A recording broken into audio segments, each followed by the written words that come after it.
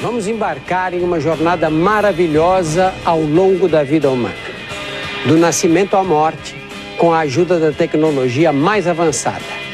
Será uma viagem contada a partir de uma perspectiva única, nas profundezas do corpo humano. Não será a história de uma vida, mas a de todas as nossas vidas.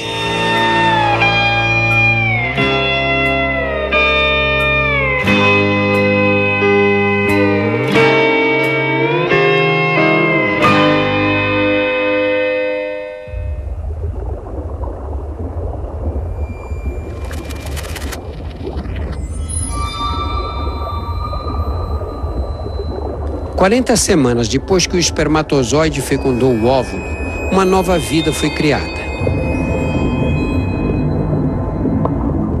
Uma simples célula deu origem a um bebê completamente formado. Agora, a tranquilidade do útero materno está para ser quebrada. Estamos à beira do parto. Todos nós vivemos essa experiência, mas é impossível lembrar o que sentimos no momento em que nascemos. O que os cientistas sabem é que nosso organismo sofre uma descarga de adrenalina mais intensa do que a de um ataque cardíaco. Essa adrenalina nos ajuda a sobreviver. É ela que força nossos pulmões a respirar pela primeira vez. Pulmões ainda cheios de líquido amniótico. Nesse instante, corremos o risco de morrer afogados. Os músculos que precisamos contrair para respirar, de repente entram em espasmo. Nossos pulmões despertam para a vida e inspiramos pela primeira vez. É a respiração mais importante de nossas vidas. A primeira das 700 milhões que daremos antes da última.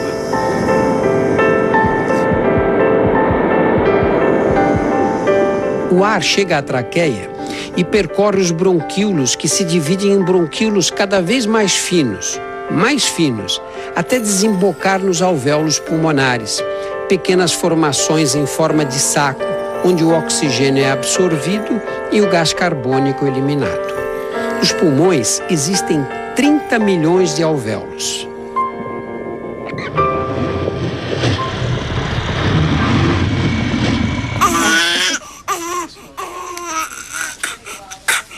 Agora, o cordão umbilical que nos unia ao corpo materno é cortado. Pela primeira vez, estamos por conta própria.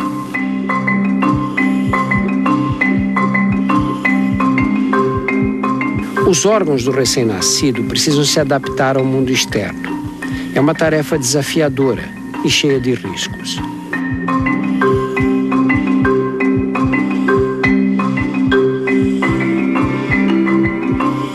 Nosso coração, do tamanho de uma noz, já pulsava há 8 meses, mas agora enfrenta uma complicação. Ele tem 2 orifícios abertos, um na aorta e outro em suas paredes internas. Esses orifícios vêm da vida intrauterina e serviam para desviar o sangue de nossos pulmões paralisados na direção dos vasos da placenta.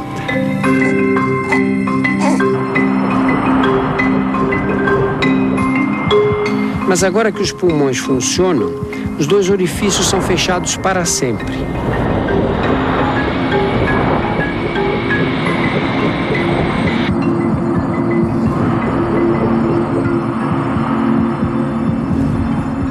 Com o coração batendo compassadamente, o sangue será bombeado por milhares de quilômetros de vasos sanguíneos.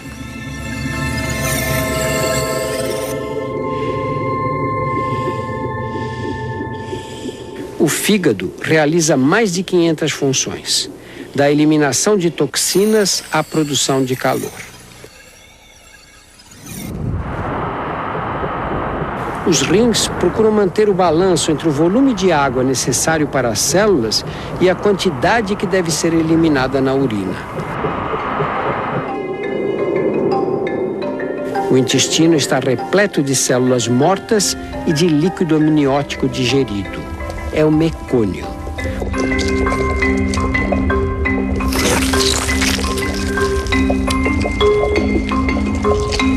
O mecônio é um líquido corrosivo. Se o bebê chegar a aspirá-lo, ele poderá atacar os pulmões. Dentro do intestino, porém, ele é inofensivo e será eliminado em horas.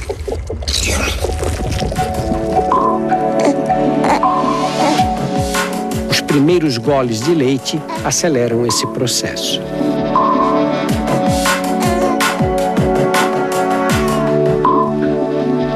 O trauma do nascimento parece haver terminado, mas a aventura de sobreviver está apenas começando.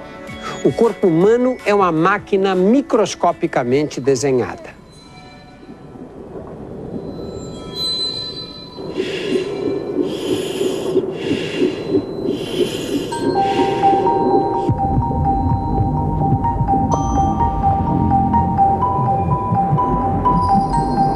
Nossos órgãos são formados por bilhões de células que trabalham em harmonia.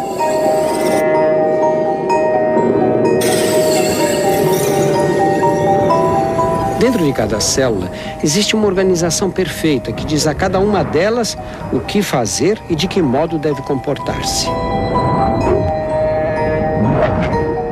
No interior do núcleo celular está enovelado nosso DNA, estrutura única de cada um de nós.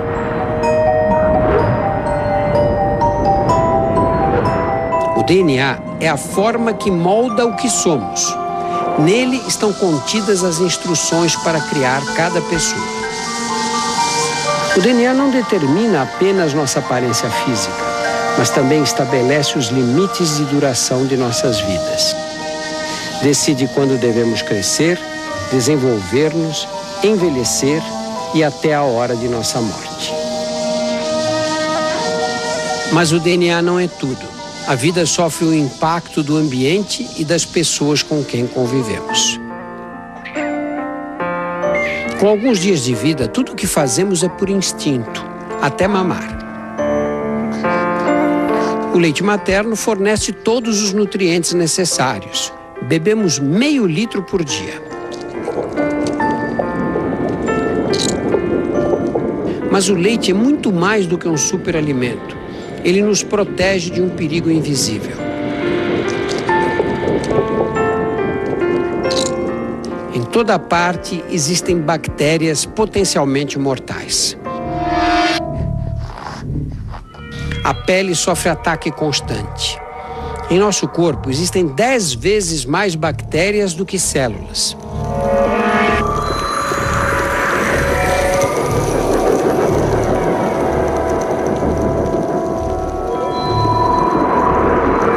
O sistema imunológico subdesenvolvido ainda não tem forças para vencer as infecções.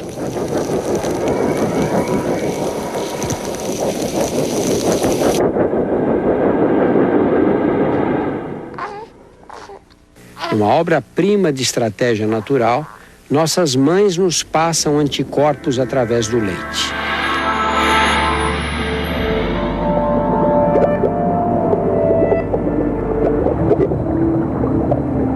Até que nosso sistema imunológico amadureça, ela nos mantém saudáveis. A amamentação cria laços tão profundos entre a mãe e o filho que servirão para guiá-lo ao longo da infância e até da vida adulta.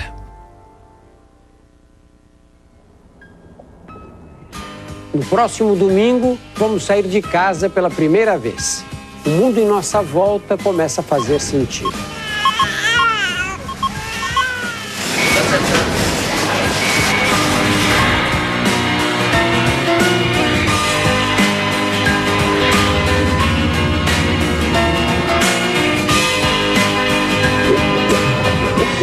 Pela primeira vez, uma câmera permite filmar em alta definição a chegada no estômago. Não perca!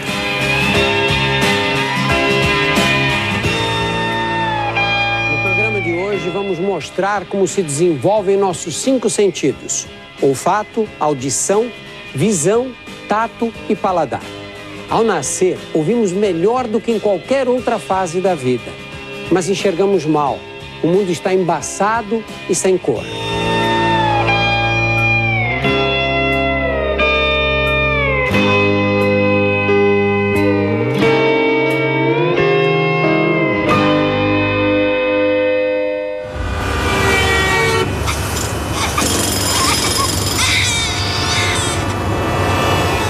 Nessa idade, uma simples ida ao supermercado é uma sobrecarga de estímulos. O ambiente é barulhento, cheio de luzes e de cheiros. No interior do nariz, os nervos olfativos recebem as correntes de ar que respiramos. Eles detectam as moléculas dos objetos que nos cercam e enviam um sinal elétrico para o cérebro. O cérebro interpreta esses sinais como cheiros e nos transmitem a sensação olfativa. O olfato é muito sensível. Aprendemos depressa a reconhecer odores e a identificar nossas mães com o nariz. O mundo em nossa volta é cheio de ruídos. Ondas sonoras fazem vibrar essa estrutura que você vê esbranquiçada. É a membrana do tímpano. As vibrações são transmitidas para dentro do ouvido, onde estão situados 3 ossos minúsculos: martelo, bigorna e estribo, os menores ossos do corpo humano. Cabem na ponta de um dedo e ficam do mesmo tamanho pelo resto da vida. Esses ossinhos amplificam as vibrações transmitidas pela membrana do tímpano. Amplificam 22 vezes o volume do som. As vibrações penetram uma estrutura em forma de caracol, situada no ouvido interno, a cóclea. O interior da cóclea é revestido por camadas de cílios muito delicados. Medem 200 vezes menos do que um fio de cabelo. Quando as ondas sonoras passam, eles vibram. Com o passar do tempo, sons mais intensos lesarão progressivamente os cílios. Mas nesta idade, eles funcionam perfeitamente. Nosso ouvido jamais será tão perfeito como agora. Sua visão é diferente. O mundo se apresenta embaçado e sem cores. Os olhos são tão imaturos que não conseguimos direcioná-los para o local desejado e o cristalino não é capaz de encontrar o foco.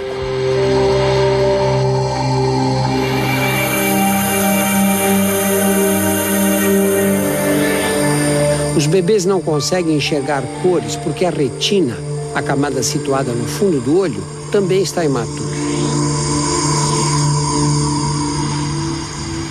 Na retina existem os cones e os bastonetes, células especializadas em transformar luz em sinais elétricos.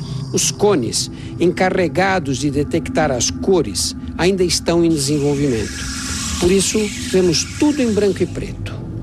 Da retina, os sinais caminham pelos nervos ópticos e são enviados para a parte de trás do cérebro, que vai processar as imagens recebidas. Enxergamos com o cérebro, não com os olhos. Quando as imagens chegam ao cérebro, surge outro desafio: como interpretar os dados com o sistema nervoso ainda imaturo. Mas o progresso é rápido. Aos 2 meses, conseguimos distinguir cores e sombras. Aos 4, identificar faces. E aos 8 meses, nossa visão está completa. Os olhos sofrem outra transformação extraordinária. Quando nascemos, eles estão azulados. Gradualmente, as células da íris, a menina dos olhos, começam a produzir pigmentos que a escurecem. O padrão de deposição desse pigmento varia tanto que se torna uma característica individual única, como se fosse uma impressão digital. Nos primeiros 3 meses, crescemos 1/4 de nosso peso a cada mês. Felizmente, esse processo não dura muito. Se persistisse, aos 4 anos pesaríamos 134 toneladas, tanto quanto uma baleia azul. Aos 8 meses, todos os sentidos funcionam adequadamente. Começamos a explorar o mundo. E o sentido mais usado é o tato. Quando tocamos um objeto, receptores localizados sob a pele enviam sinais elétricos através dos nervos sensitivos, que caminham pelos braços e medula espinhal até o cérebro. Os impulsos trafegam em velocidade vertiginosa, 320 km por hora. Nós temos receptores sensoriais espalhados pela pele inteira, mas algumas áreas são mais sensíveis do que outras. As mãos, a face e a boca. Existem 9.000 receptores apenas na língua. É por isso que os bebês usam a boca para explorar o mundo.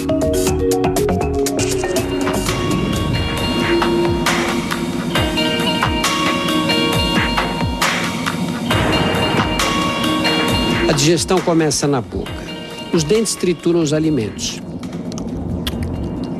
Pequenas glândulas sob a língua produzem saliva para começar a digeri-los.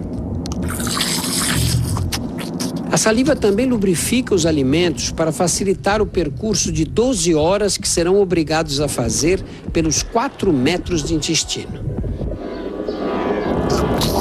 Músculos que se contraem em ondas criam um movimento peristáltico que empurra o bolo alimentar para frente. As contrações são tão poderosas que conseguimos comer até de cabeça para baixo.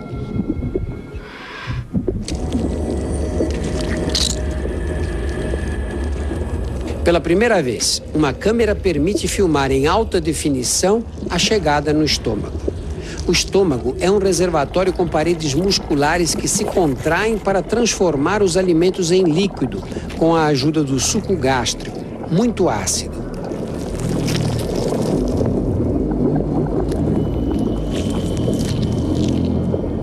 O ácido é tão corrosivo que as paredes internas do estômago precisam ser constantemente protegidas por uma camada de muco. Sem ele, surgem as úlceras.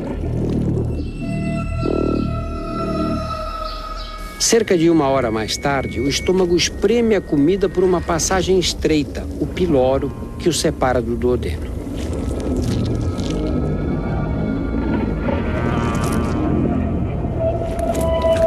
O duodeno é a primeira porção dos 3,5 metros de alças que constituem o intestino fino, onde serão absorvidos os principais nutrientes.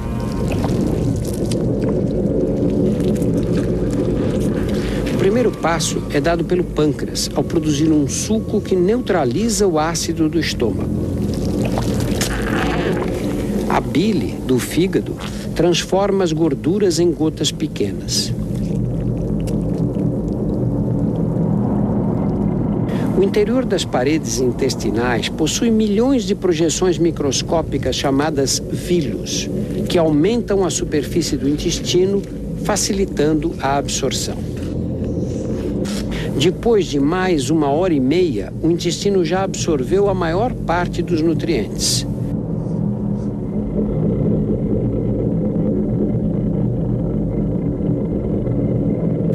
O que sobra chega ao intestino grosso através da válvula iliocecal. Essa válvula impede que os alimentos voltem no sentido inverso.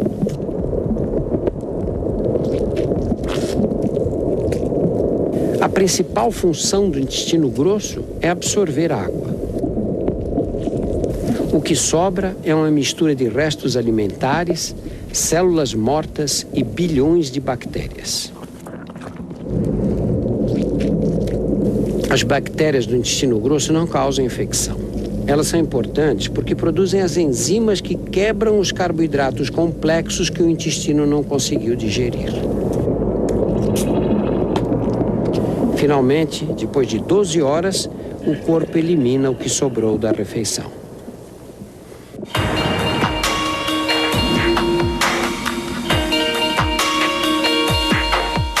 Ao nascer, nossos ossos são flexíveis como as cartilagens para facilitar a passagem pelo canal de parto. Depois do nascimento, células chamadas osteoblastos entram em ação para tornar os ossos mais resistentes. Com 1 ano, estamos prontos para andar. Para os primeiros passos não basta força, é preciso equilíbrio. E o segredo do equilíbrio está guardado dentro de nossos ouvidos. Na parte mais interna dos ouvidos, existe uma estrutura com 3 alças dispostas em 3 planos. Esses canais semicirculares são cheios de líquidos. Quando o líquido balança com o movimento, os cílios da parte interna dos canais enviam dados para o cérebro identificar a posição espacial em que o corpo se encontra. Podemos andar.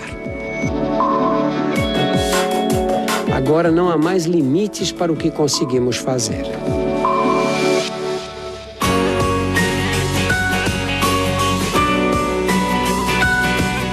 Na próxima semana, a infância. Vamos explorar o mundo aqui no Fantástico. Não perca!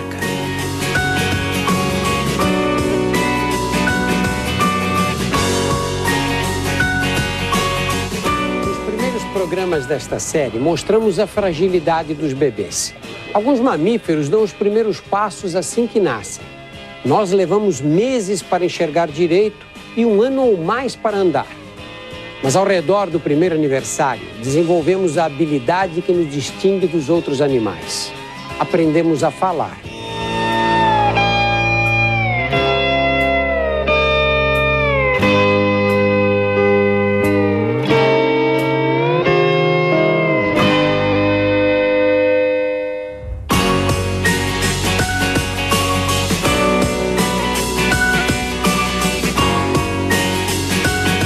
A maioria de nós começa a falar com 1 ano de idade.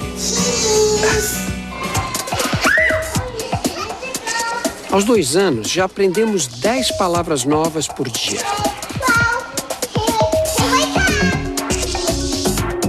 Esta é a área do cérebro envolvida no processamento da linguagem. É chamada área de Broca. Por meio dela, criamos sentenças e expressamos pensamentos complexos.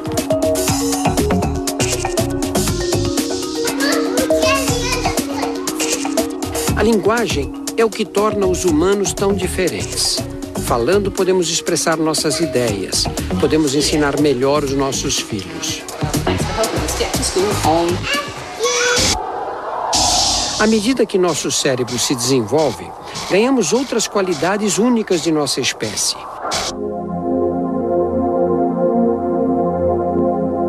Adquirimos consciência de nossa identidade e individualidade. Aprendemos a pensar por nós mesmos.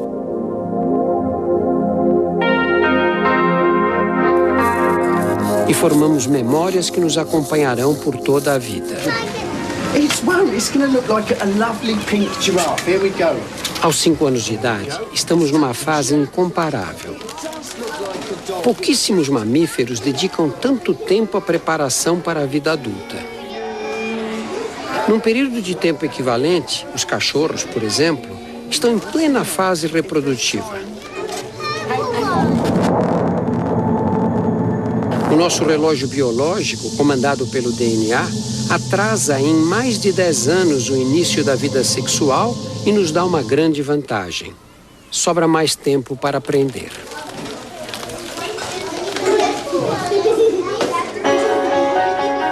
A infância humana é totalmente direcionada para o aprendizado. Nosso cérebro é uma estrutura com mais de 100 bilhões de células nervosas, chamadas neurônios.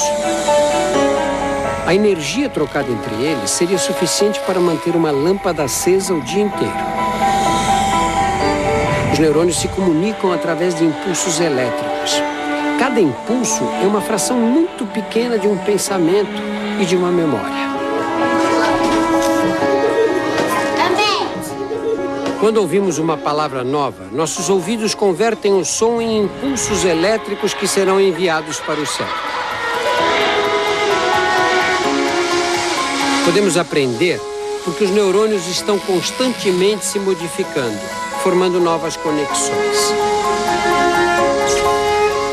Eles não se ligam diretamente uns com os outros, como os fios de eletricidade dos postes. Deixam sempre um espaço livre, microscópico, no ponto em que se conectam. Esse espaço livre é a sinapse. Para que o impulso elétrico não seja interrompido ao atravessar a sinapse, eles liberam substâncias químicas, os neurotransmissores. Aprender é criar novas conexões entre neurônios. Memorizar é reforçar essas conexões através da repetição. Quanto mais repetimos, mais inesquecível a memória se torna. Quando queremos lembrar de um acontecimento, somos obrigados a colocar em ação os mesmos neurônios que entraram em atividade quando se formou a memória desse fato.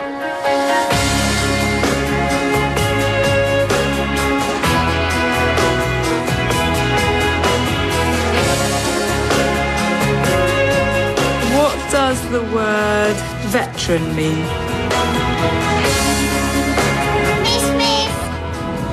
Aos 9 anos de idade, o cérebro cresce muito depressa e milhões de novas conexões são construídas o tempo todo.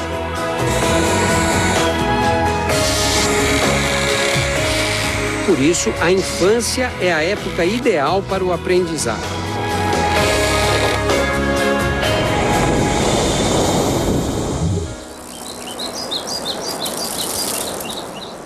Não é só na sala de aula que as crianças aprendem. Aprender também é experimentar e se arriscar de vez em quando. Por isso as crianças vivem machucadas. Somos programados para viver experiências novas. Por sorte, nessa fase da vida, o organismo consegue reparar por conta própria os danos sofridos. Esfolar o joelho faz parte da infância. Assim que a pele é cortada, os mecanismos de defesa entram em ação. Os capilares sanguíneos se fecham para estancar o sangramento.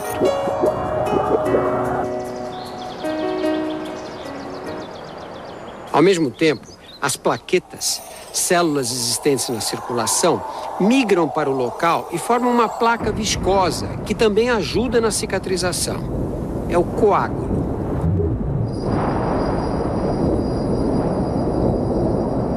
As crianças são especialistas em cicatrizar ferimentos. Na infância, as células se multiplicam numa velocidade muito intensa. Elas trabalham para aumentar o número total de células do corpo e também para manter os tecidos sempre novos, fortes e cada vez maiores. O mesmo ocorre com as células que trabalham para curar os ferimentos.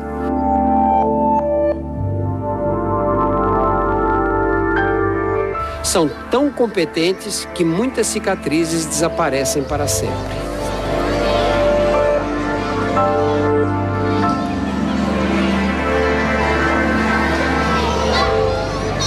A infância é também o tempo de expandir horizontes.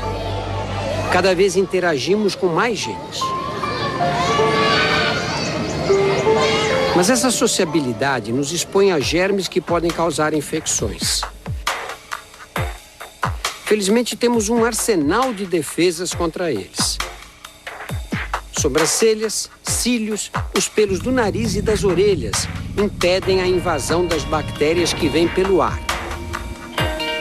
Suor, lágrimas e o muco nasal ajudam a aprisionar os germes.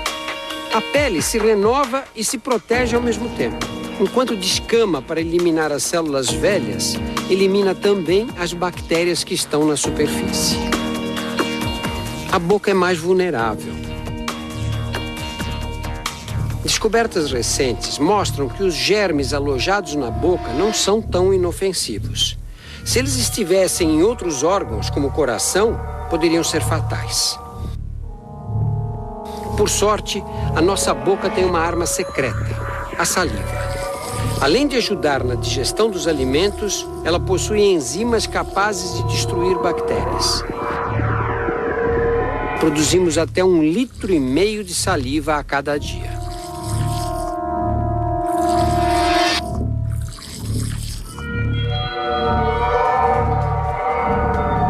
Quando um germe, como o vírus da catapora, quebra essas barreiras externas, o sistema imunológico precisa reagir depressa. Milhões de vírus microscópicos viajam pela corrente sanguínea. Eles sequestram células de nosso corpo e as obrigam a produzir milhares de cópias idênticas a eles. Quando as células sequestradas se rompem, liberam novos vírus que se espalham pelo organismo.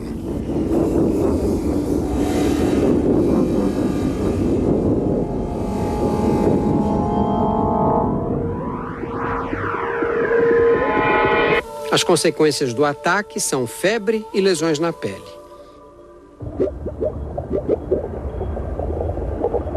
A febre é um sinal de que as defesas contra-atacam.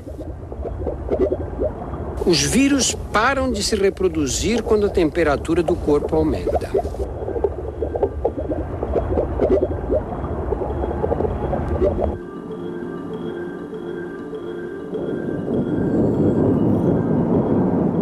Quando o nosso sistema imunológico entra em ação, glóbulos brancos lançam proteínas tóxicas contra as células sequestradas pelo vírus. As células não resistem, mas os vírus existentes em seu interior também são destruídos.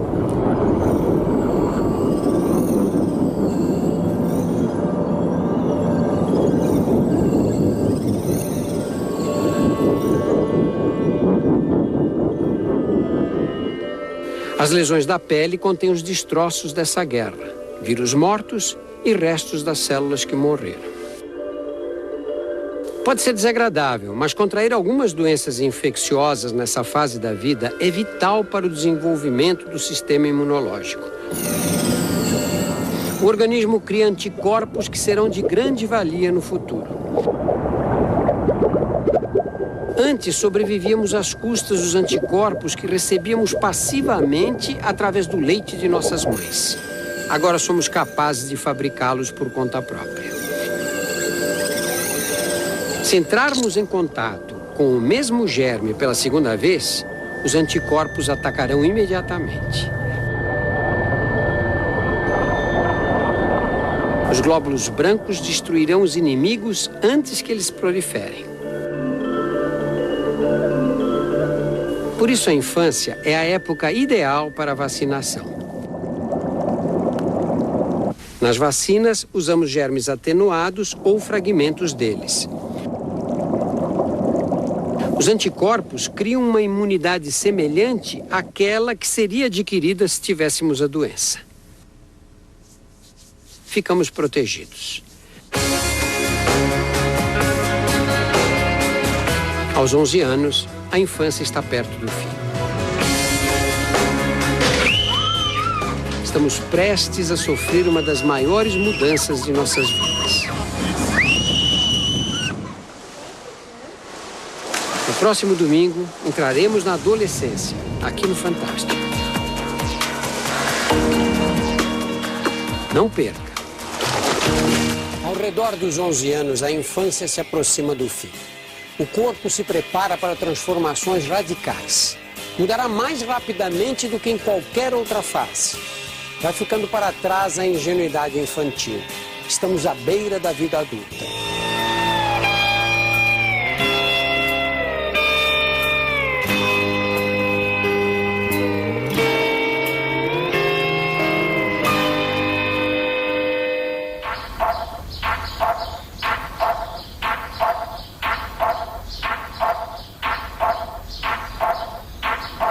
Para entrar na puberdade, dependemos de uma explosão de hormônios.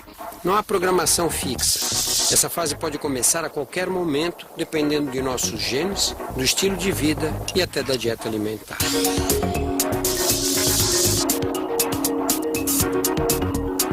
Mas uma coisa é certa. Para todos nós, meninos e meninas, a puberdade começa no cérebro. A ordem final vem especificamente de uma estrutura situada na base do cérebro, o hipotálamo. O controle da temperatura do nosso corpo também vem dessa região. Tudo começa quando o hipotálamo libera uma proteína, a quispeptina, que inunda o tecido cerebral. A quispeptina dispara a produção de uma cascata de hormônios em outras partes do corpo.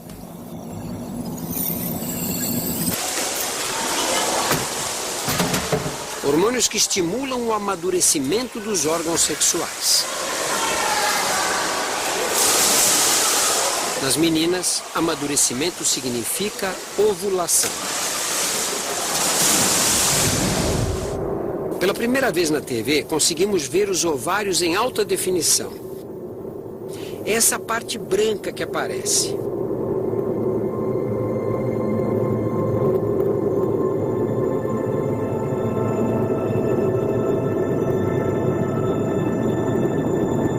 Observe que no interior do ovário há uma bolha com líquido. É o folículo. O líquido em seu interior protege o óvulo. Na ovulação, esse folículo se rompe e o óvulo cai na trompa. É aqui, na trompa, que ele será fertilizado ao encontrar o espermatozoide, ou perderá a vitalidade e será eliminado na menstruação. A ovulação acontece uma vez por mês, mas os ovários não são simples fábricas de óvulos. Eles também produzem hormônios sexuais que são lançados na circulação sanguínea, estrógeno e progesterona. Esses hormônios exercem efeitos dramáticos no desenvolvimento do físico e das emoções.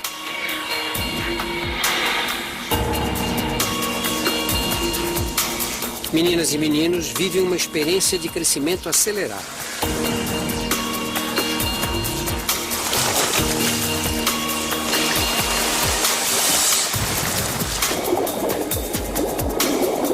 Cada dia o espelho mostra um rosto novo.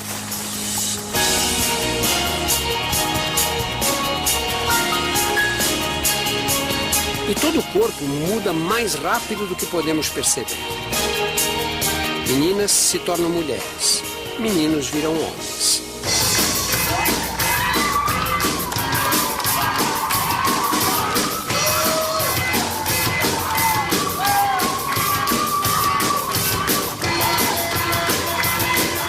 Na puberdade masculina, o cérebro também libera quispeptina.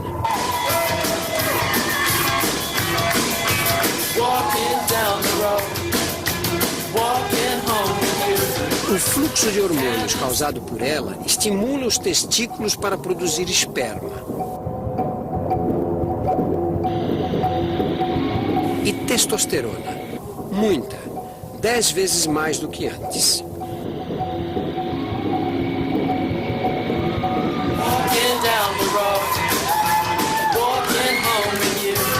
A laringe se abre e fica mais saliente. As cordas vocais se tornam mais amplas. A voz engrossa.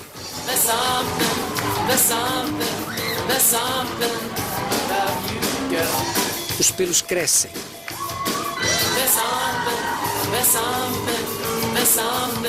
A massa muscular duplica.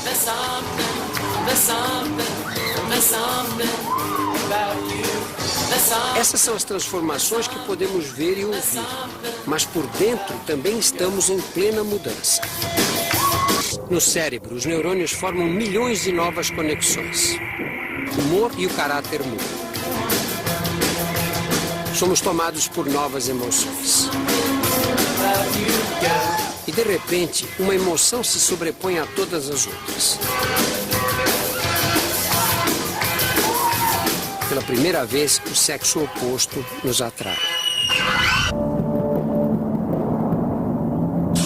Por fora e por dentro, nosso corpo é tomado por sensações inesperadas. O coração bate mais forte. A pressão arterial aumenta.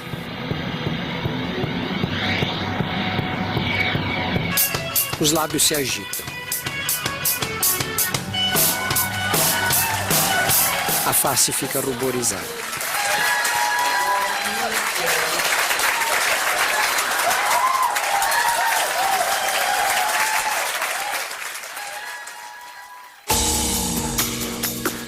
Acontece o primeiro beijo. É um marco em nossas vidas.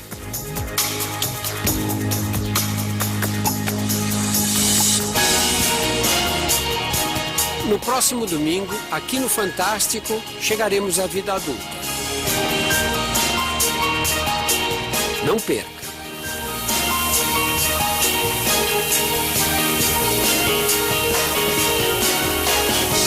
Anteriores, mostramos a viagem do corpo humano do nascimento às grandes transformações da puberdade. Nas primeiras 2 décadas de vida, multiplicamos nossa altura por 4. Nosso peso aumentou 21 vezes. Já digerimos 9 toneladas de comida. O coração deu 1 bilhão de batidas. Os pulmões respiraram 200 milhões de vezes. Agora somos adultos. As escolhas que fizermos nessa fase vão ter consequências pela vida inteira.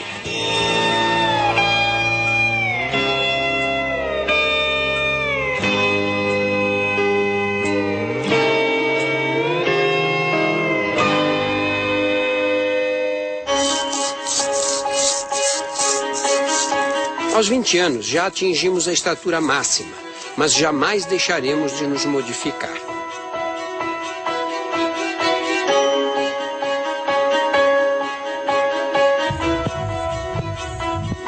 Trilhões de células formam nossos órgãos e tecidos. Com o passar do tempo, elas ficam lesadas ou envelhecem. Todos os dias, novas células crescem e se dividem para substituir as antigas. Órgãos inteiros são renovados. Praticamente a cada 2 anos, renovamos o corpo inteiro. Alguns tecidos são renovados ainda mais depressa. É por isso que precisamos vir aqui. Os cabelos são feitos de células da pele modificadas. Cada fio é formado num folículo que fica dentro da pele. Aqui nascem essas células alteradas que logo morrem quando novas células as impulsionam para cima e nosso cabelo cresce. E cresce muito. A cada ano fabricamos incríveis 11 quilômetros de pelos e cabelos por todo o corpo. Não depende da nossa vontade. Felizmente conseguimos controlar, mesmo que parcialmente, o crescimento de outras partes do nosso organismo. Algumas escolhas que fazemos nessa fase da vida, como fazer exercícios, por exemplo, nos afetam para sempre. O corpo humano é uma máquina construída para o movimento. Precisa de atividade física para funcionar direito. Os exercícios fortalecem o coração, o músculo que mais trabalha em nosso corpo.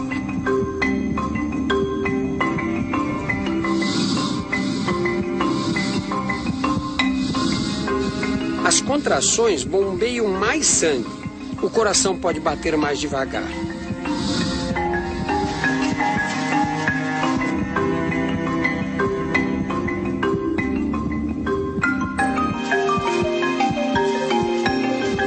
Nossos pulmões, cheios de alvéolos para absorver oxigênio e eliminar gás carbônico, também se beneficiam.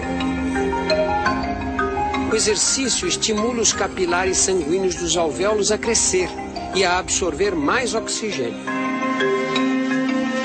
O fôlego melhora. Podemos inspirar mais ar. Os pulmões se expandem. A superfície pulmonar é enorme. Se pudéssemos esticar completamente os 2 pulmões, eles cobririam uma quadra de tênis. O esqueleto também ganha com atividade física. Os exercícios exercem pressão sobre os ossos. Esse esforço estimula a renovação. Células chamadas osteoclastos eliminam o tecido ósseo que ficou velho. Outras células, os osteoblastos, reconstroem o osso perdido. Desse processo resulta um esqueleto mais forte. Ao mesmo tempo, as fibras musculares se hipertrofiam. Através de uma tecnologia avançada de computação, podemos ver os 650 músculos do corpo humano.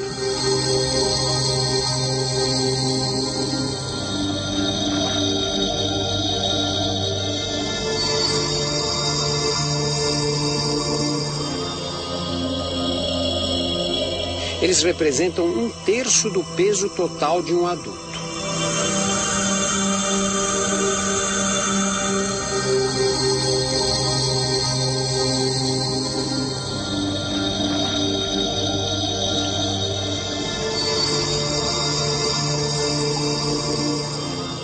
Músculos são pacotes de fibras. Algumas atividades espalham e separam as fibras. Depois, quando as células tentam reparar esse dano, acabam adicionando material extra. O novo músculo cresce maior e mais forte. Ao contrário do exercício físico, há atividades que lesam nossas células. Lesões que nem mesmo a juventude consegue reparar.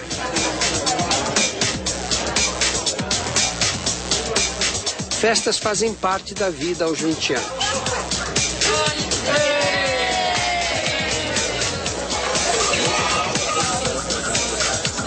Todos sabem que o cigarro destrói os pulmões, mas fumaça não é o único perigo aqui.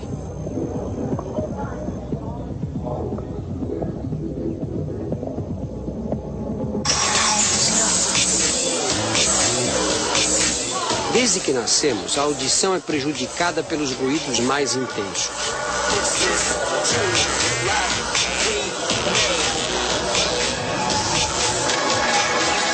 O problema está bem no fundo do ouvido, na cóclea, uma estrutura em forma de caracol, revestida internamente por cílios mais finos do que um fio de cabelo. Eles transformam o som em impulsos elétricos, mas são muito frágeis. Sons mais intensos destroem os cílios. E eles nunca mais serão substituídos. Os cílios que vibram com os sons de alta frequência são os mais afetados. Sem perceber, vamos perdendo a audição lentamente. Bebida alcoólica em excesso é um problema para a nossa saúde. Bastam alguns drinks para o coração bater mais rápido e a pressão arterial subir. Ficamos mais relaxados e faladores. Perdemos a inibição e a coordenação motora mais delicada.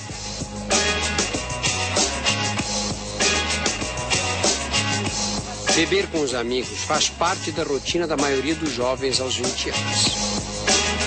Isso é importante para a nossa formação social, mas ficamos vulneráveis a um veneno para o nosso corpo.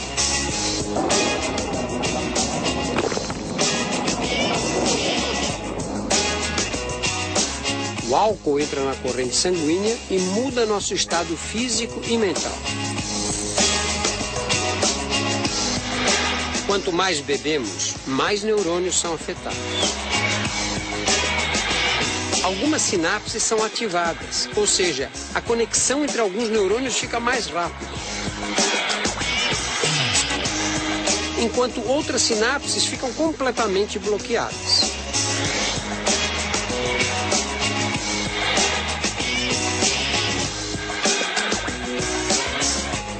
O álcool também engana os neurônios. Faz o cérebro pensar que estamos inundados de água.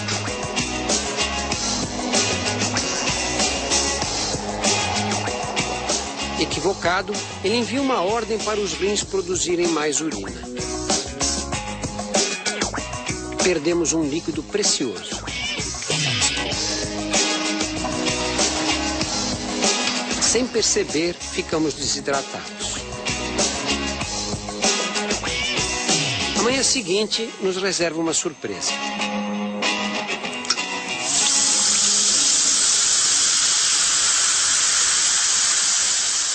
Acabada a festa, é o fígado que precisa pôr ordem na casa.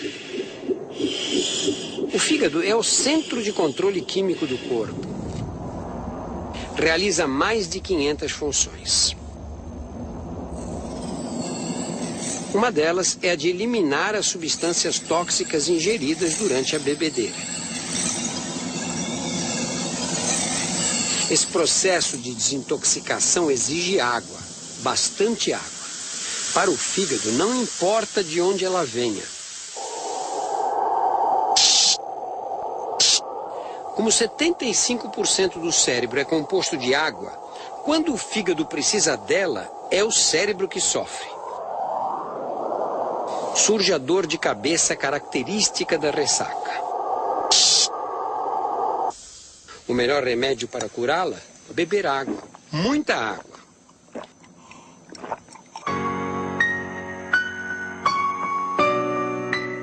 No próximo domingo, enfrentaremos novos desafios. É hora de encontrar o amor e de ter filhos. Aqui no Fantástico.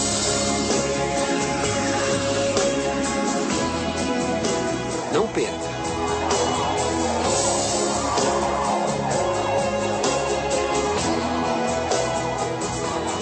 É hora de ter filhos.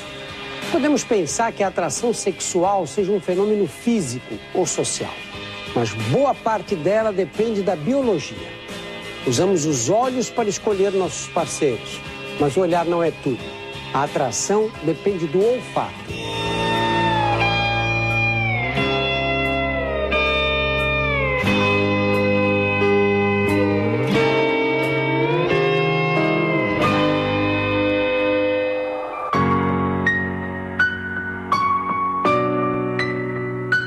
Podemos encontrar o amor em qualquer lugar, até no trabalho.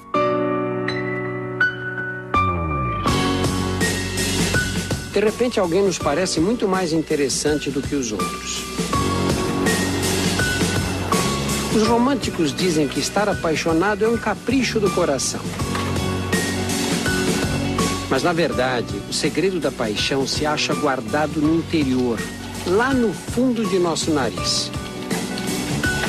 No nariz, os nervos olfativos fazem mais do que reconhecer os cheiros dos ambientes.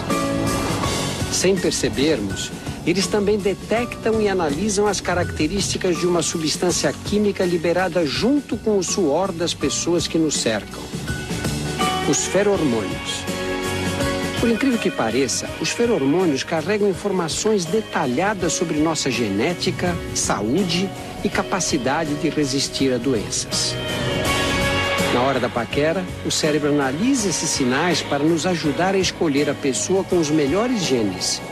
Genes que aumentem as chances de sobrevivência dos filhos que estarão por vir. Apaixonar-se é muito mais do que viver emoções intensas. A paixão é química. Quando avistamos a pessoa querida, liberamos a adrenalina na circulação. Por trás de um olhar apaixonado está sempre uma descarga de adrenalina. O coração bate descompassado. Perdemos o sono. À medida em que o namoro avança e nos arrebata, entra em cena a dopamina, um neurotransmissor que nos traz sensação de bem-estar. A dopamina é tão potente quanto a cocaína. Ela nos leva à euforia e causa dependência. Queremos ficar cada vez mais perto da pessoa amada. Ocasionalmente, depois de um tempo juntos, pensamos em atingir os estágios mais profundos da relação amorosa. Compromisso, casamento e, quem sabe, filhos. Apostamos num relacionamento para durar a vida inteira.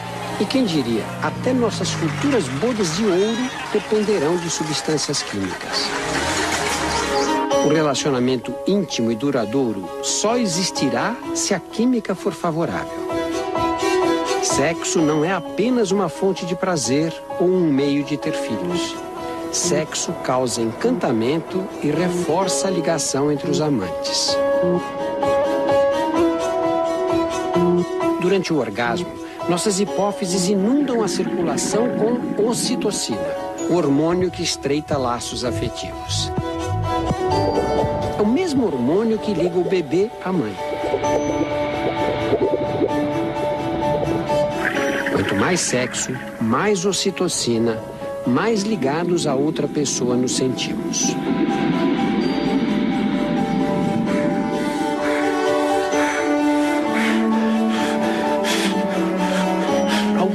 antropólogos acreditam que a ocitocina é a grande responsável por manter pais e mães unidos enquanto criam os filhos.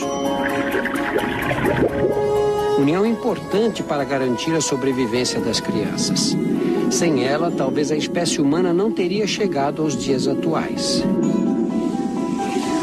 Em nossa viagem fantástica chega um dos momentos mais incríveis em nossas vidas: a hora de ter filhos.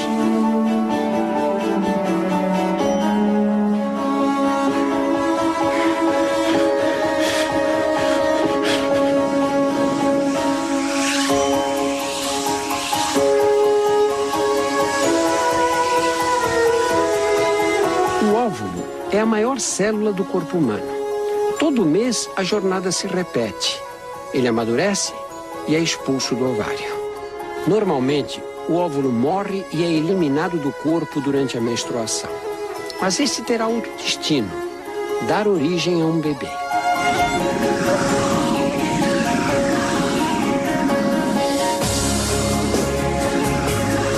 O espermatozoide é a menor célula do corpo.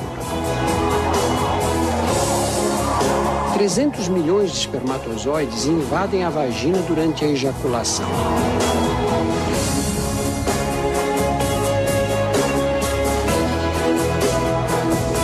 Não é fácil a tarefa dos invasores. Eles precisam sobreviver às condições hostis da vagina, porque as secreções vaginais são ácidas para prevenir infecções por bactérias. Essa acidez é capaz de destruir milhões de espermatozoides. Muitos morrem antes mesmo de chegar ao colo do útero. Os que conseguem sobreviver nadam útero adentro para chegar ao óvulo que vem descendo pela trompa. Contrações musculares muito delicadas no interior das trompas ajudam os espermatozoides a percorrer o caminho. Dos 300 milhões, somente algumas centenas chegarão perto do alvo final. E apenas um fertilizará o óvulo.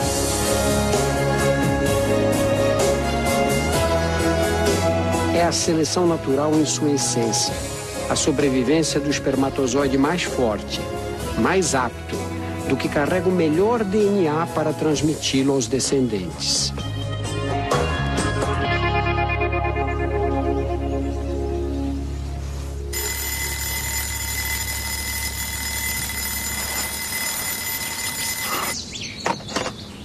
Por fora, o corpo feminino não dá nenhum sinal do que acaba de acontecer. Sem sabermos, um novo capítulo de nossas vidas está sendo escrito.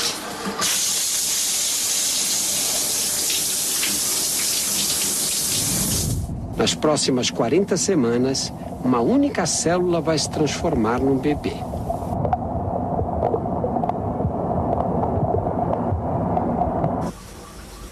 Para muitas mulheres, o primeiro sinal de gravidez acontece no banheiro. Ninguém sabe por que surgem as náuseas. Uma hipótese é de que protegeriam o embrião de toxinas presentes nos alimentos ingeridos pela mãe. Essas toxinas podem ser inimigas numa fase crítica do desenvolvimento embrionário. Outros dizem que o enjoo seria um efeito colateral do sistema imunológico da mãe, que tenta combater o corpo estranho que cresce em seu útero.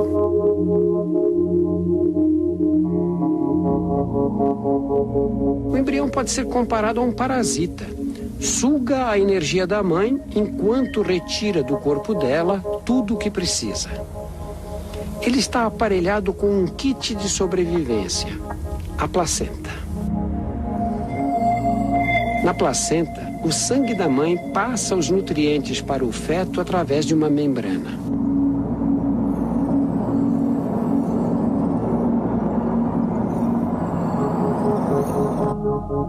Graças a essa nutrição constante, o bebê cresce mais de 850 gramas em 10 semanas. E o útero aumenta mais de 1000 vezes o tamanho original para dar conta do desafio de abrigar o feto.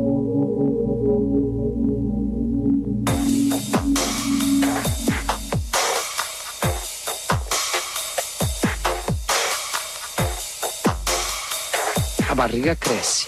O corpo materno precisa se reorganizar internamente para acomodar o bebê, que cada vez ocupa mais espaço. Esta mulher não está grávida. Todos os órgãos estão bem dispostos. Agora, olha a diferença de uma que está grávida. Os órgãos ficam apertados nas costas ou pressionados contra o tórax. E não é simples questão de espaço. Além de estar comprimidos, eles precisam trabalhar em dobro. Os pulmões e o coração são exigidos como nunca. Para abrir mais espaço, os músculos e os ligamentos da coluna ficam relaxados e se curvam.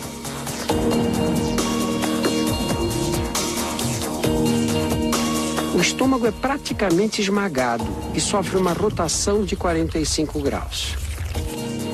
Por isso, a mãe só consegue ingerir pequenas quantidades de alimentos sólidos e de líquidos, embora o bebê exija cada vez mais nutrientes.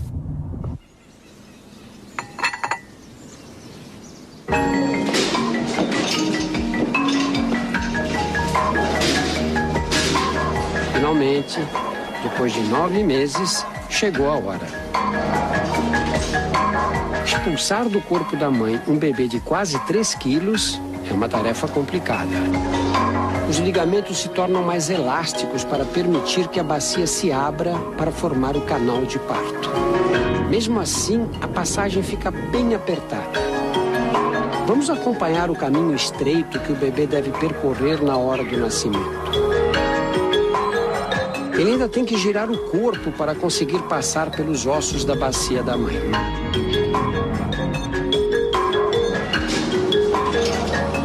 Às vezes esse caminho é estreito demais e a única opção para um parto seguro é a cesariana.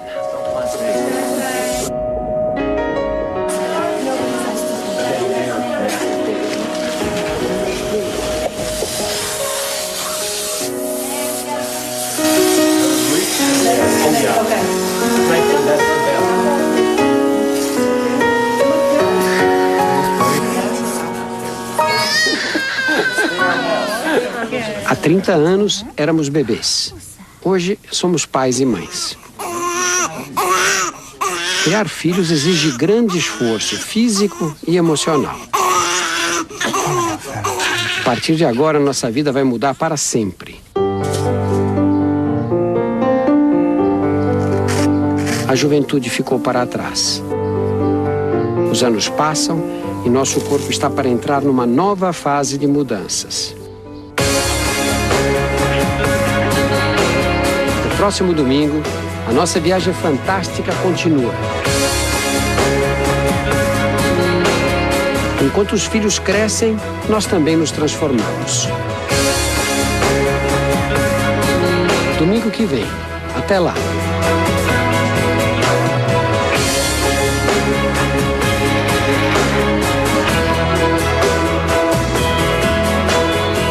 Nossas vidas jamais serão como antes. Perdemos o direito à irresponsabilidade da adolescência. À medida que nossos filhos crescem, surgem as alterações que nos levarão aos 40 anos de idade. Fazem que já vivemos a metade de nossas vidas.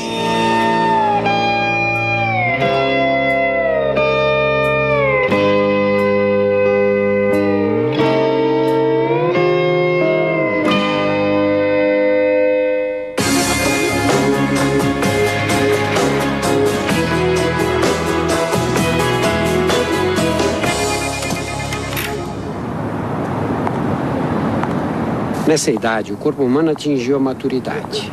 Já vivemos dias em que fomos mais fortes e mais ágeis. Doors closing. Anos atrás, começamos a envelhecer. Mas só agora, aos 40, percebemos as marcas do tempo. Nossa aparência mudou.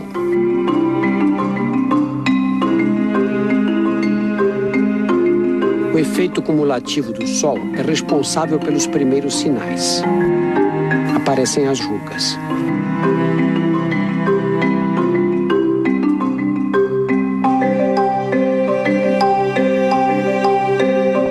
Desde Desde o nascimento, nossa pele é renovada num ritmo alucinante. Para repor as células das camadas superficiais que morrem constantemente, a pele fabrica 40.000 novas células a cada minuto. Aos 45 anos, já foram eliminados 180 quilos de células mortas.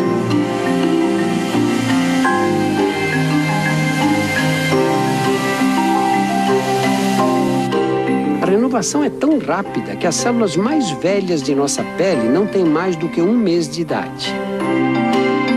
Mas a causa das rugas não são as células danificadas.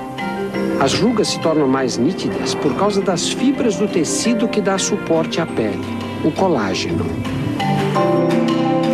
A radiação ultravioleta do Sol dispara uma reação em cadeia que degrada o colágeno. As fibras se tornam mais finas e quebradiças.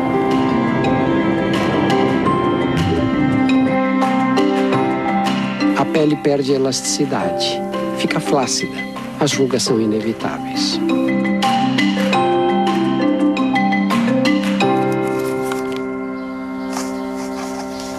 A visão também se modifica.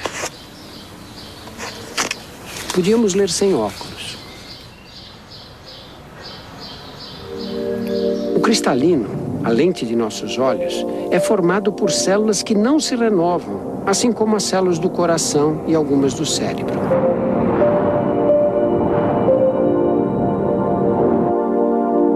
Elas permanecem as mesmas do nascimento até a morte. Com a idade, o cristalino se torna mais rígido, com mais dificuldade para focalizar. Fica difícil adaptar-se às variações de claro e escuro. E para piorar, os olhos ficam mais secos. As lágrimas que serviam para lavá-los estão mais escassas. As mudanças atingem todo o nosso organismo. Aos 20 anos, era fácil manter o corpo em forma. Podíamos comer à vontade, sem ganhar peso. Agora, o metabolismo é outro. Engordar é muito mais fácil. À meia-idade, os níveis de estrógeno, testosterona e de hormônio de crescimento estão mais baixos.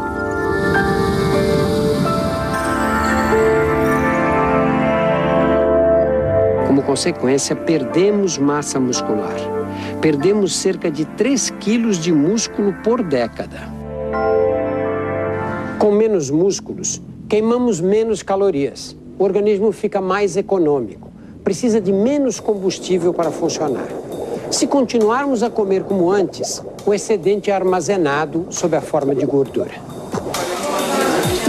As mulheres acumulam gordura nas cadeiras. Isso tem uma explicação.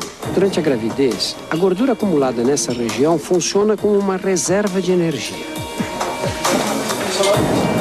Nos homens, a barriga é que aumenta. Para nossos ancestrais, o peso extra na cintura era uma reserva útil, que ajudava durante as longas caçadas. A capacidade de metabolizar gorduras diminui com a idade. O mecanismo é controlado por pequenas estruturas que existem dentro das células, as mitocôndrias. As mitocôndrias funcionam como centrais energéticas das células. Elas produzem energia, fazendo o oxigênio que respiramos reagir com os nutrientes ingeridos na alimentação. Com o passar dos anos, as mitocôndrias envelhecem e seu número em cada célula diminui, comprometendo, entre outras funções, a capacidade de metabolizar gordura. Às vezes, a combinação entre muita comida e metabolismo lento pode ser fatal.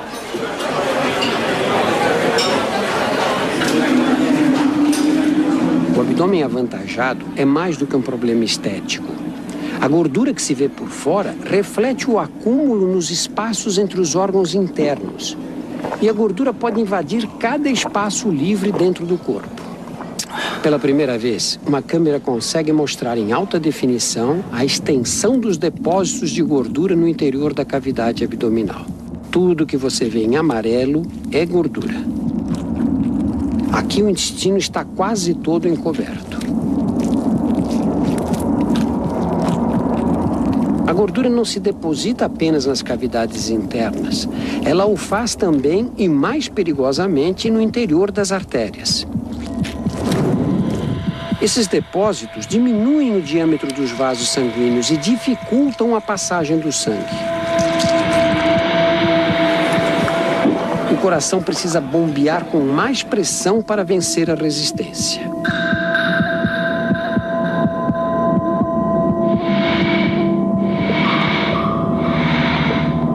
Em casos extremos, a artéria pode ficar totalmente obstruída.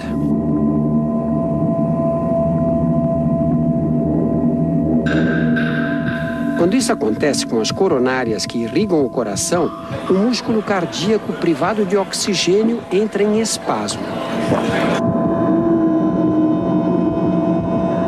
É o ataque cardíaco, principal causa de morte no Brasil.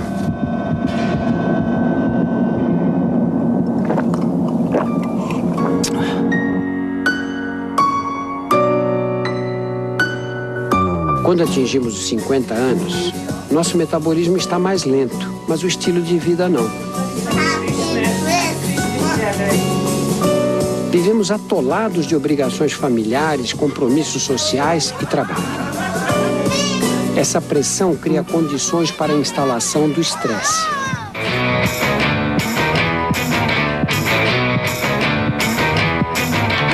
Reconhecer os sinais externos do estresse é fácil. Mãos geladas, respiração ofegante, palidez na face, sensação de cabeça vazia. Mas o pior está escondido dentro do corpo.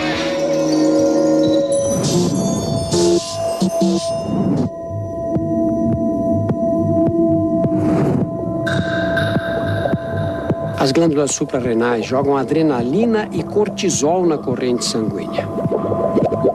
Esses hormônios fazem os músculos contrair, as artérias fecharem e o coração bater mais rápido. A pressão arterial sobe.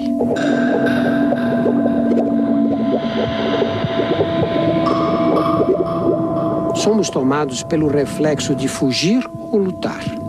O mesmo que nossos antepassados desenvolveram para enfrentar as feras.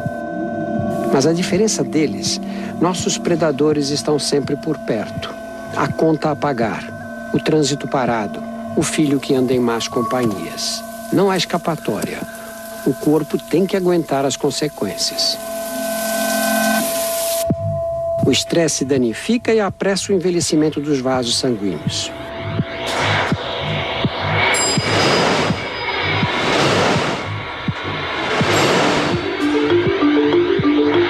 A pressão alta agride as células do revestimento interno das artérias. Elas se tornam menos elásticas, endurecidas.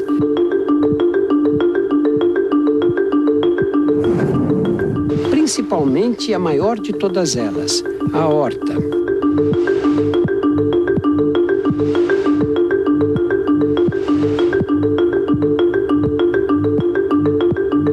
É um ciclo vicioso.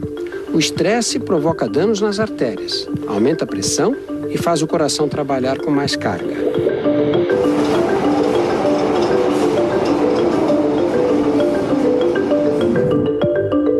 Quanto mais endurecidas ficam as artérias, mais difícil lidar com os efeitos do estresse.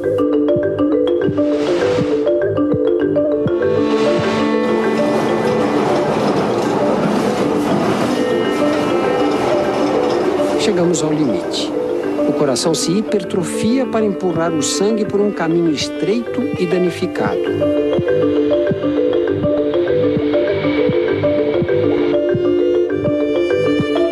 A pressão alta pode romper artérias mais frágeis.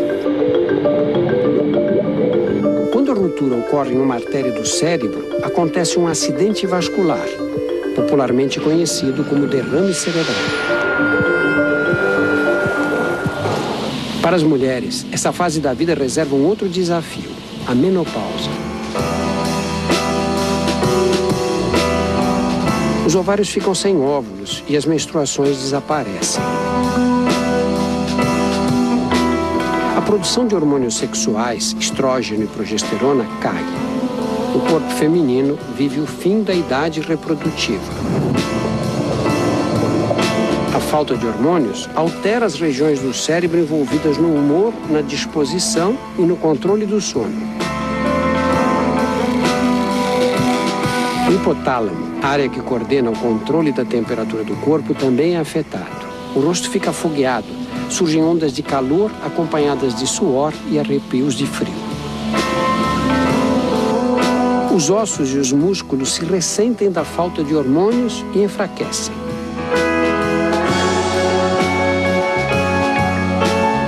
O corpo da mulher passou a vida acostumado com os hormônios sexuais. Agora eles não existem mais. O processo de envelhecimento se acelera.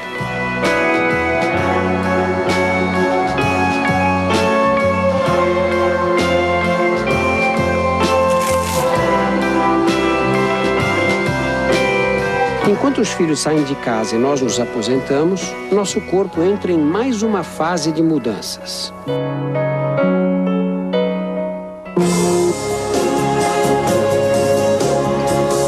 Domingo que vem, desvendaremos os mistérios do envelhecimento, aqui no Fantástico. Até lá. E tiveram filhos. O nascimento de um neto é evidência de que não somos mais necessários para a perpetuação de nossos genes. Desse momento em diante, a vida seguirá em frente, estejamos ou não por perto.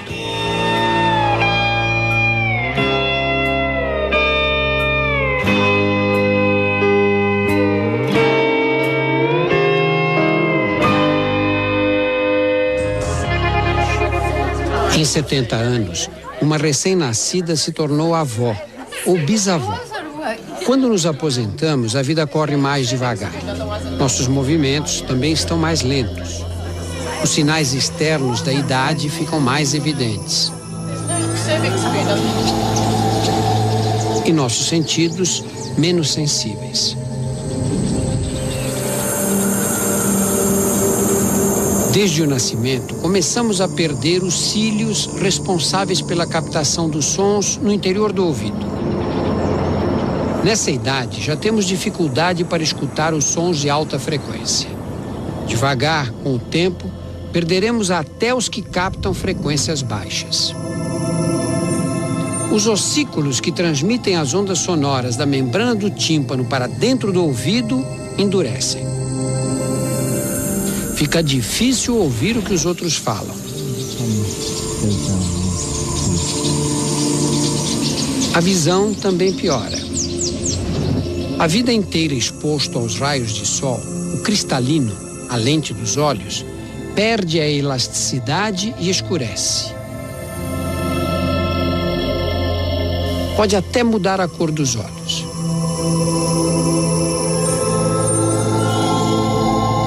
O cérebro precisa fazer acrobacias para compensar essas alterações.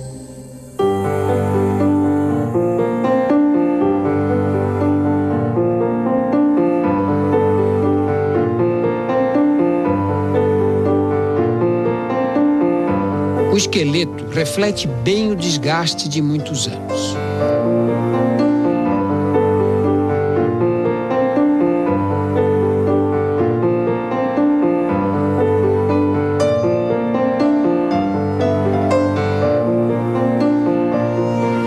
Os ossos continuam fabricando células novas para substituir as velhas, mas os osteoblastos já não dão conta de repor as células perdidas.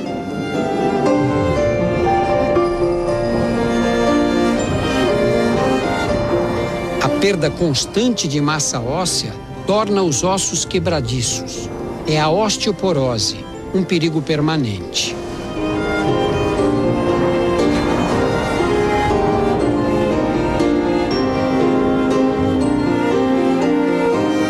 Sofrer uma fratura é muito mais fácil.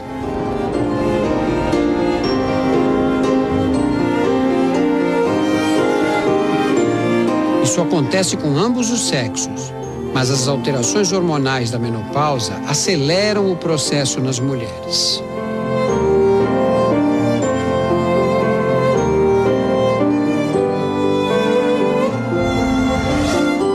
Por que a aparência de nosso corpo muda tanto entre os 40 e os 70 anos? É bem mais do que uma questão de uso e desgaste. O envelhecimento é um processo que afeta uma por uma de nossas células.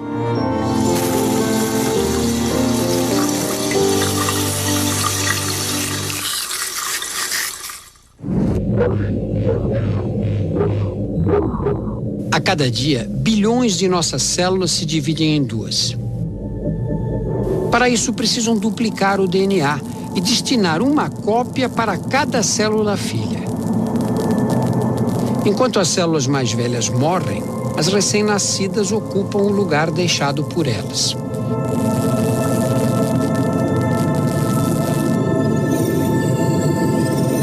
O problema é que o mecanismo de divisão celular é sujeito a pequenos erros.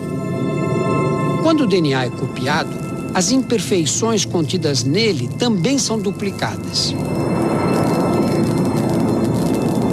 Cada um desses erros é transmitido às células filhas, às células netas e assim sucessivamente para todas as descendentes. É como nas fotografias: cópias de cópias perdem a nitidez.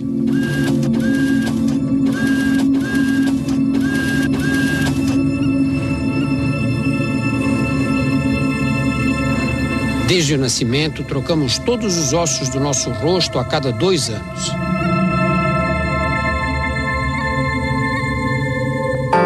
Aos 70 anos, nossa face é a 35ª cópia da que tínhamos ao nascer. A cada cópia, as imperfeições se tornam mais aparentes. É por isso que parecemos tão diferentes quando estamos mais velhos.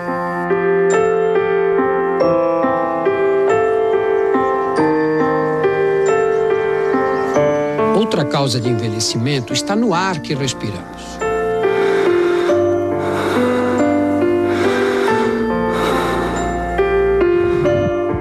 Sem oxigênio não podemos sobreviver, mas ele nos corrói lentamente.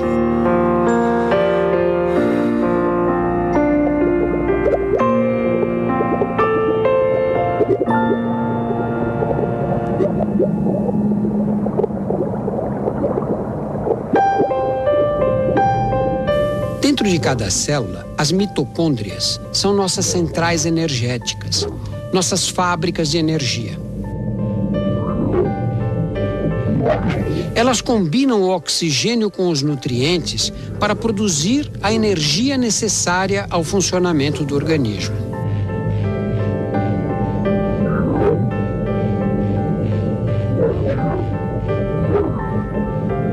Nesse processo são liberados poluentes, chamados de radicais livres, que agridem as próprias paredes das mitocôndrias e comprometem a produção de energia.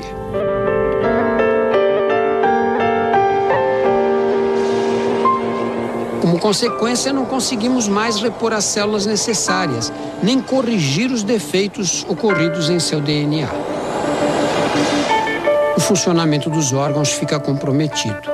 Eles podem falhar.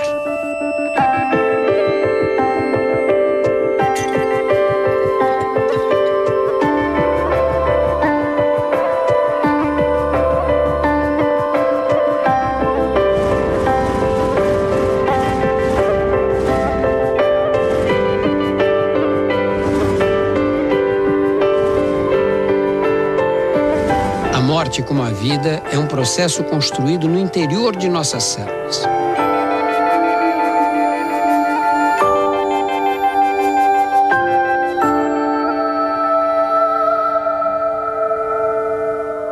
Da mesma forma que o DNA controla nosso desenvolvimento, também limita a duração de nossas vidas. Em cada cópia de si mesma, a célula perde um pequeno fragmento de DNA. Depois de bilhões de divisões, Foi perdido tanto DNA que a capacidade de formar novas células fica comprometida.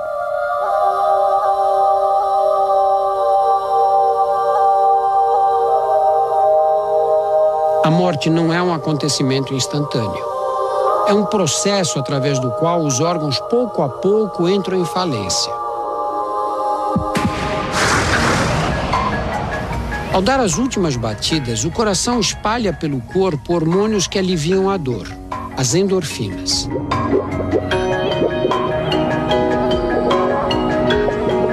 Sem oxigênio, os órgãos param de funcionar. Em 10 segundos, a atividade cerebral cai. Em 4 minutos, o cérebro será lesado irreversivelmente. Perderemos a condição humana. A audição é o último sentido a nos abandonar.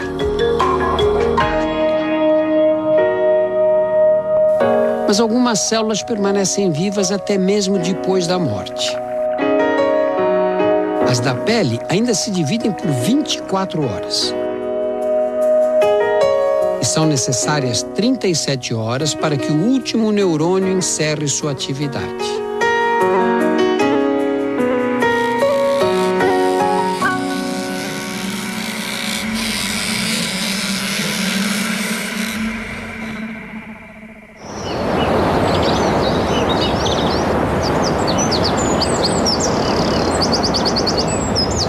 Para alguns de nós, a vida pode durar muito tempo.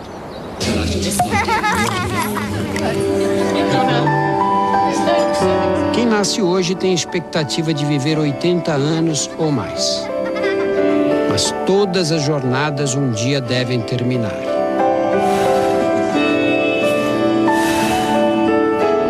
Depois de nossa morte, nossos filhos e netos carregarão nossos genes no interior de suas células e vão transmiti-los para seus descendentes. Nossa vida continuará dentro deles. As memórias que deixamos também. Nossa viagem fantástica chegou ao fim.